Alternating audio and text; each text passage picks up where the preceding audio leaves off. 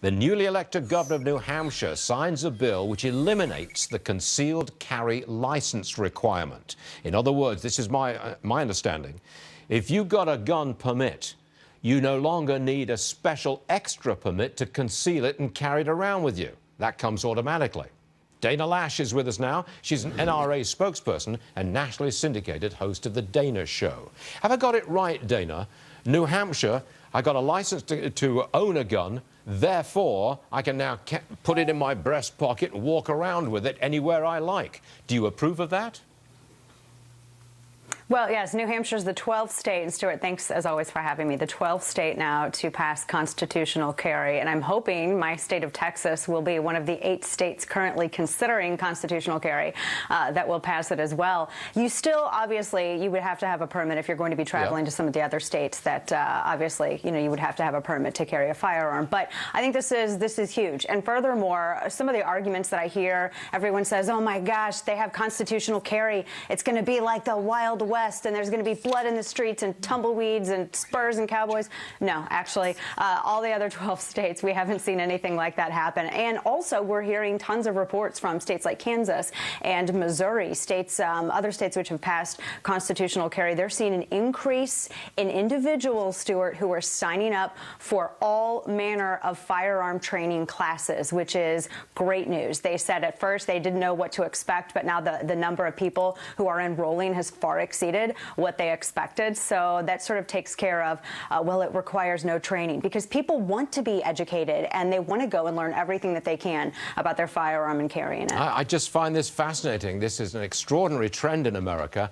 As a reformed Englishman, where there are no handguns allowed, I'm trying to get used to this. I'm struggling a little, but believe me, I'm a big Second Amendment kind of guy, so I'll get behind it eventually. Okay, Dana. Next one for you. Well, we love that. And whenever you're in Texas, Stuart, you are welcome to come to the range with me anytime. I love Texas. I'm there frequently, and I'll take you up on that, Dana. I'll never forget the first time. All right, you better. The first time I ever shot a Colt 45.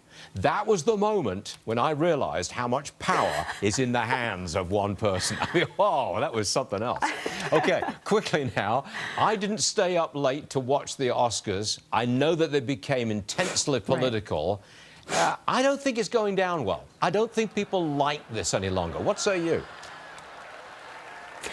Yeah, I will say I was a little surprised that they weren't as political as I thought they were going to be. There were a number of actors and presenters who got up there on stage and they presented and accepted their award, and they were very gracious, and they didn't condescend when they spoke to people. I think the big thing for me, though, the one that did, probably the most intense moment, was the best foreign, I believe it was best foreign language film, Asghar Farhadi. He's an Iranian.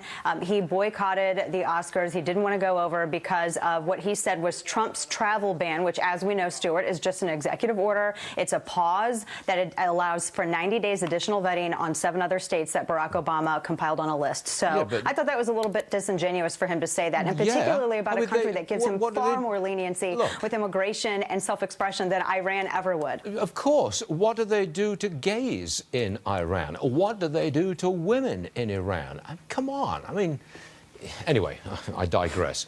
Stuart, I will give him props because he did have the first Muslim woman and the first Iranian in space that read his statement, but our point still stands. Yes, ma'am, it does. Now, quickly, Thomas Perez voted in as chair of the DNC. He quickly co-opted his opponent, Keith Ellison, to be vice chair. I say this moves the Democrat Party further and further to the left. What say you? I completely agree with you, Stuart, on this. I thought for a rare moment that they would maybe perhaps try to be competitive in 2018 and in 2020 and maybe lean a little bit more blue dog Democrat. But no, I guess they took the New York Times' advice and they decided to go whole hog towards the left, which is not going to do them any favors in midterms. And it's surely not going to do them any favors in trying to bring back their blue-collar voter base. Dana, I have to run because just a few seconds from now, I'm going to get the tape from the White House of the president and his meeting with health insurers. I want to run that for our audience. So I'll have to say goodbye to you, Dana. But as always, you're a favorite with our viewers. We like you. Come back soon. Okay.